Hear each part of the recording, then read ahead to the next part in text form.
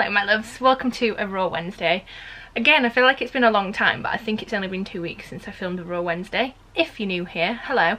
Raw Wednesday is basically a very raw, basically unedited video of me chatting about a particular topic. I asked on Instagram what we should talk about this week, and I'm thinking about self-love and body confidence and that kind of area of things in a minute, because I actually saw Carrie Hope Fletcher's video on her Instagram, which I will insert now.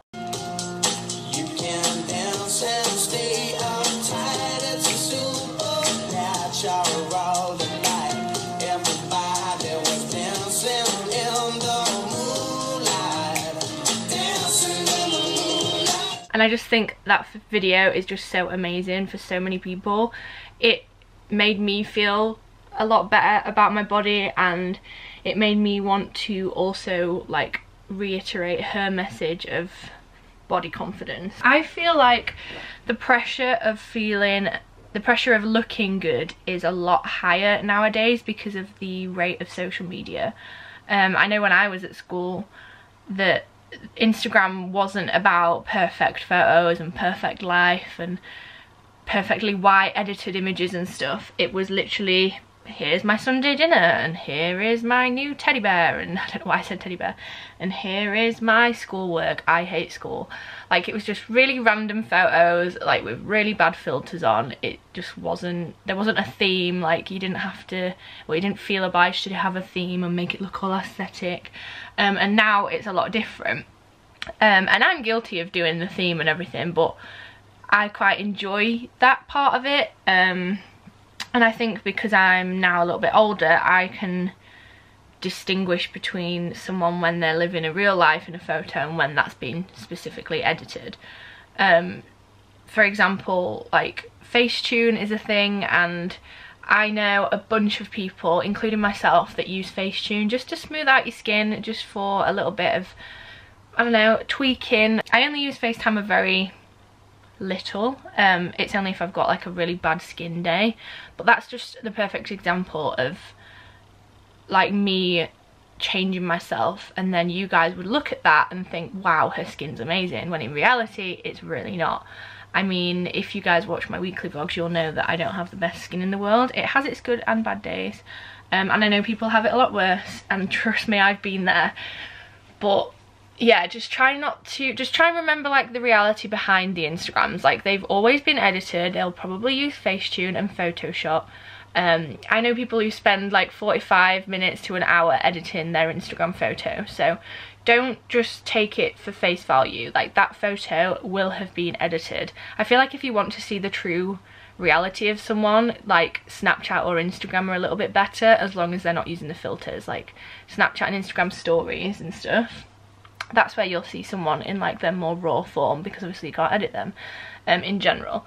So yeah, I just remember, if there's anyone online that you're following and they don't bring positivity to you, every time you see their photos, you look at them and think, oh, I wish I looked like them, or I wish I was doing this. If it's not like a positive like person you're looking up to, don't follow them. Like, mute their stories, mute them. Like, don't put that kind of negativity and social pressure on yourself. You have control of your own social, like, online world. So if there's someone that's making you feel bad, get rid of them. Like, the block button is the best invention in the world, and the mute button on Twitter is amazing. I was on about this with Becca and Hannah the other day, that I have like 400, 500 people muted on Twitter because they at some point will have said something that I didn't like and that made me feel like so I muted them. And if they continue saying those things, they're just saying them to themselves. I can't see it, and I love that button because I don't want to go online and make myself feel like crap, you know? So kind of have control of your own social space. Like, make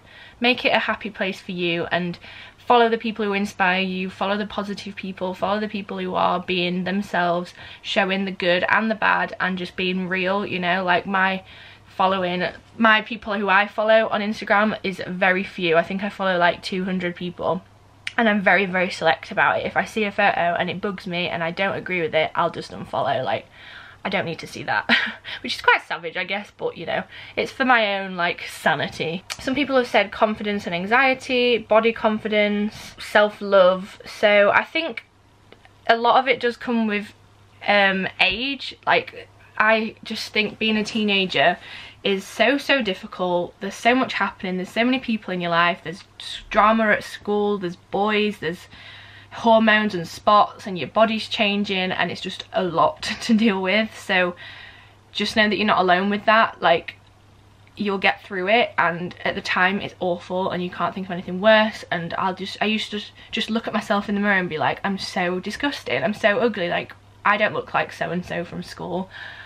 And you kind of just learn not to give a crap about it. Like, there's still moments and still times when I look at myself and I'm like, oh, I look a bit like a moon there, and I will say very often I look like an egg. But it's just me kind of adding a light-hearted joke to the way when I look a bit rough, you know. Like, today is a very rare occasion that I'm wearing makeup because I had to take an Instagram photo this morning. But usually, like I said earlier, if you've watched my weekly vlogs, you'll know I'll just kind of sit with no makeup on. And that's not something I would have done a while ago. I can go out of the house with no makeup on now, and I think it just takes time and practice. So yeah, don't feel the pressure to always be the best version of yourself, because no one is ever that. It's exhausting. Don't worry if you've got a few spots, no one will remember you for that. They'll remember you for your personality. Like, I remember photos being taken at school and me being so conscious of big spots I had on my face, and now I look back at the photos and I'm like, I don't see the spots, I see how much of a good time I was having in that photo, you know? So yeah, try not to think too deep in it. I mean, easier said than done because I'm the biggest overthinker in the world. Yeah, and like anxiety is a tough one. I think it's something I'm still learning myself. I have good days and bad days. I've been on anxiety medicine since like second year of uni, so it's almost 2 years now, and it's helped me a lot. I didn't realise, but anxiety for me triggered migraines, so it kind of like made me bedbound for 2 days every couple of weeks, and luckily for me my anxiety medicine has helped that. But I still get anxious. Everyone does in some sort of sense, just other people are better at dealing with it. Everyone has anxiety to a certain level, but other people can process it better than the others. And I think it's something I've had since I was little. Looking back, there's like signs of me having it, and I think it just kind of came to surface at uni. And all I'd say is just talk to people, know that you're not alone. If you're having a bad day, tell people you're having a bad day. Like, my mum's really good in the sense that she can kind of see that I'm a bit down, and I'll say, oh, I'm feeling a bit meh.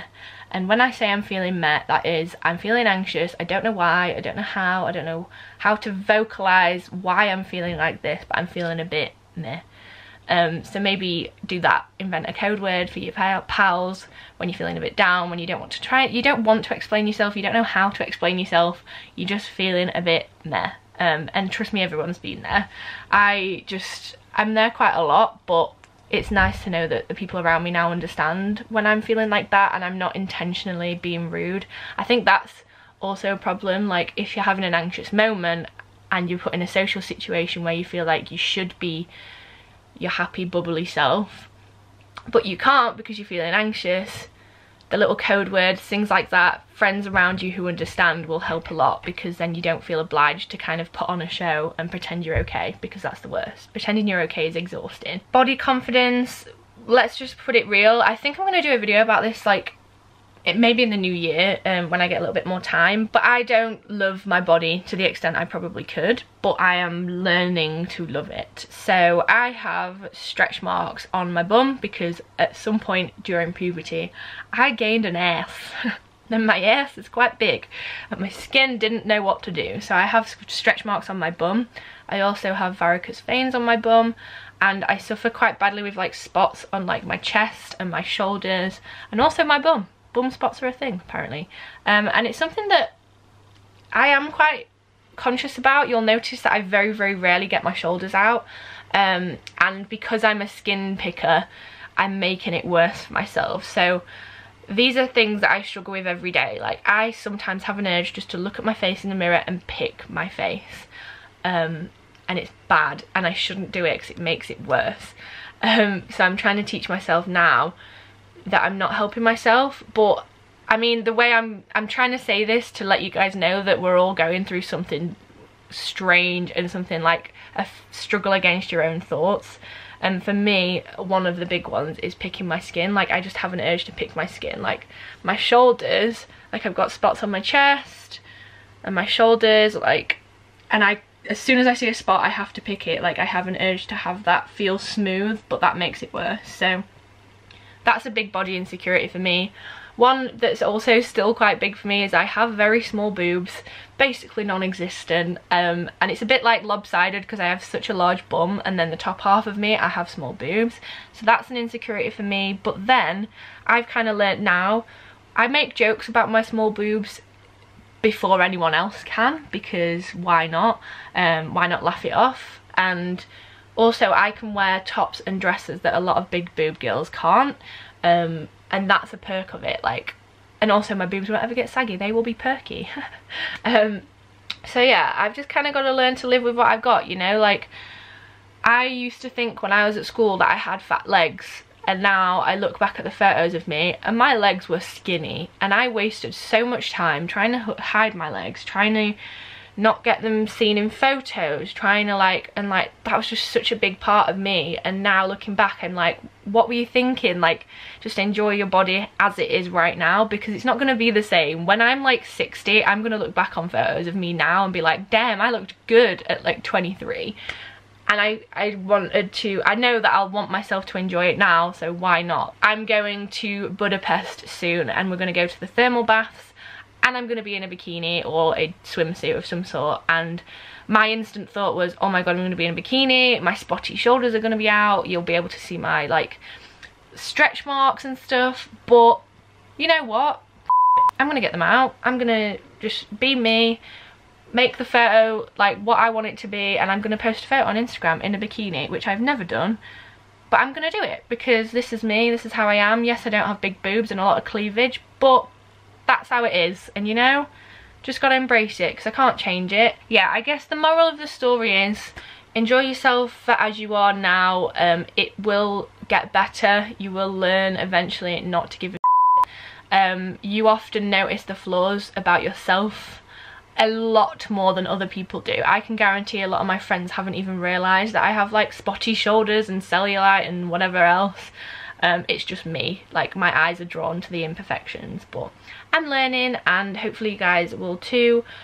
And yeah, I don't know how to summarise this video, but I just wanted to kind of vocalise my thoughts on this topic. Let me know your thoughts in the comments down below. Let me know if you got to the end. Comment down below cozy socks if you get to the end, because I am filming in my pyjamas. Cozy socks. So yeah, thank you so much for watching this video. Give it a thumbs up if you enjoyed it, and I'll see you on Friday for a Freelance Friday video. Bye guys.